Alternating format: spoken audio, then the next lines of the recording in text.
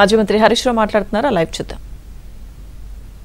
స్పష్టంగా చెప్పిన ప్రెస్ మీట్లో మేము ఈ 9292 ఎకరాలు అమ్మేస్తున్నాం, రిజిస్ట్రేషన్ వాల్యూలో 30% కడితే మాకు 4-5 కోట్ల ఆదాయం వస్తుంది అన్నారు. మరి నిజంగా ఈరోజు ఆ 9292 ఎకరాల భూమి విలువ ఎంత ఈరోజు మార్కెట్లో?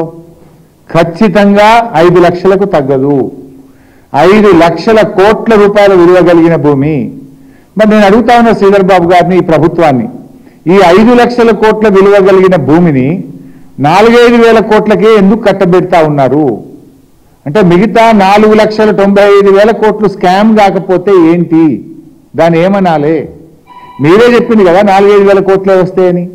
ఈరోజు బహిరంగ మార్కెట్లో ఈ భూమి విలువ 5 లక్షల కోట్లు. 5 లక్షల కోట్ల విలువ కలిగిన భూమిని ఎందుకు 4-5 కోట్లకే కట్టబెడుతున్నారు? దీని వెనుక ఉన్న మతలబేందో చెప్పాలి. ఈరోజు మంత్రి గారు ఇంకోటి బుకాయించే ప్రయత్నం కూడా చేసిండ్రు నిన్న. లేదా ఇది 9292 ఎకరాల భూమి కాదు, ఇలా రోడ్లు మోరీలు బొంగ 4740 ఉంటుంది అని ఒక అబద్ధాన్ని చెప్పే ప్రయత్నం చేసిండ్రు. నేను అథారిటీగా చెప్తున్నా, ఎందుకంటే ఆ రోజు cabinet sub committee on revenue resource mobilisation చైర్మన్గా నేను పనిచేసిన. ఆ రోజు ఆర్థిక మంత్రిగా క్యాబినెట్ సబ్ కమిటీ చైర్మన్గా నేనున్నాను. నాతో పాటు కేటీఆర్ గారు, ప్రశాంత్ రెడ్డి గారు, ఇంకా కొంతమంది గౌరవ మంత్రులు సభ్యులుగా ఆ రోజు పనిచేసినారు. ఈ ప్రతిపాదన మా ముందుకు కూడా వచ్చింది. I know all these details. ఎందుకంటే మంత్రి గారు నువ్వు చెప్తున్నది శుద్ధ అబద్ధం. నేను సవాల్ చేస్తున్న శ్రీధర్ బాబు గారికి, నిజంగా 4,740 ఎకరాలే ఈ ప్రభుత్వం పెట్టిందా? దీని మీద బహిరంగ చర్చకు నువ్వు సిద్ధంగా ఉన్నావా? సగం మోరీలకు పోతుంది, రోడ్లకు పోతుంది అని ఇట్లా బుకాయించగానే ఇక ఎదుటోడేం మాట్లాడాడు మనకేం తెలియదు అనుకుంటున్నావా?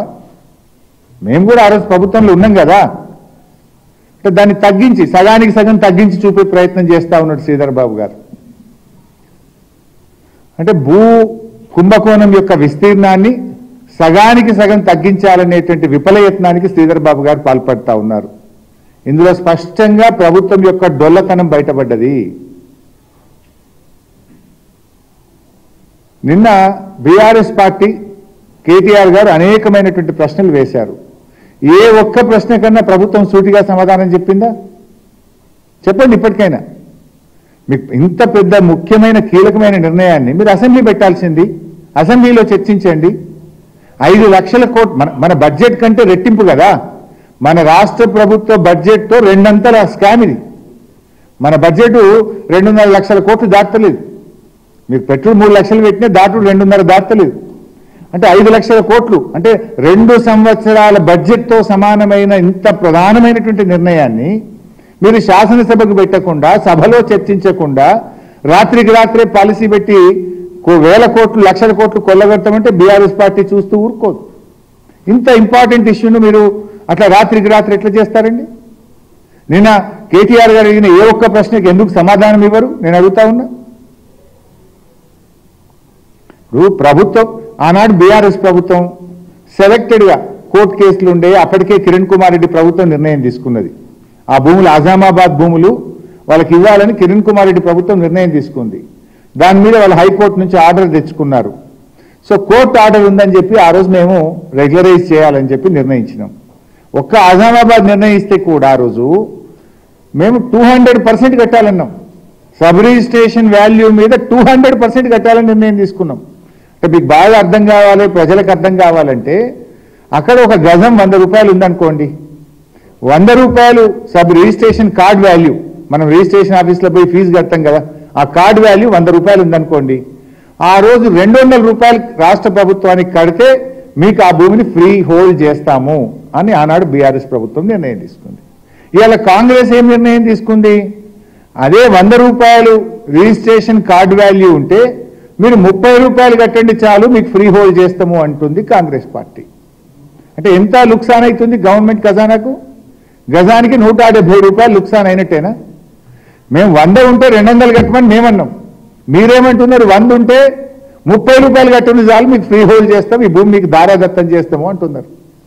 అంటే 170 రూపాయలు నష్టమవుతుంది కదా. నేను జస్ట్ టు అండర్స్టాండ్ చెప్తా ఉన్నా.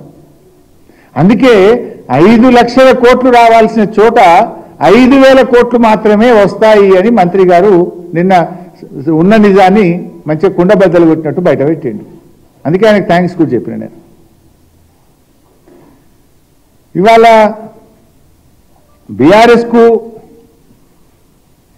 కాంగ్రెస్కున్న తేడా ఏంటి? మేము 200 రూపాయలు రావాలంటే మీరు 30 రూపాయలు చాలంటున్నారు.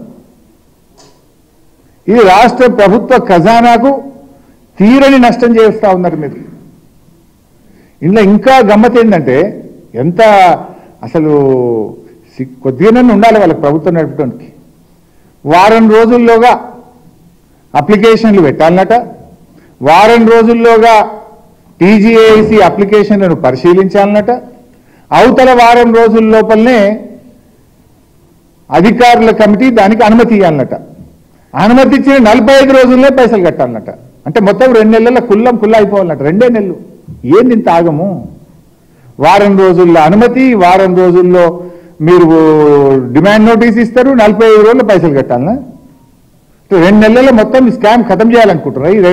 ఈ 5 లక్షల కోట్లను మింగాలనుకుంటుందా? ఎందుకంత ఆగమాగం? ఇంత వేగంగా చేస్తున్నారు అని నిన్న మేము అడిగితే దానికి సమాధానం రాలే.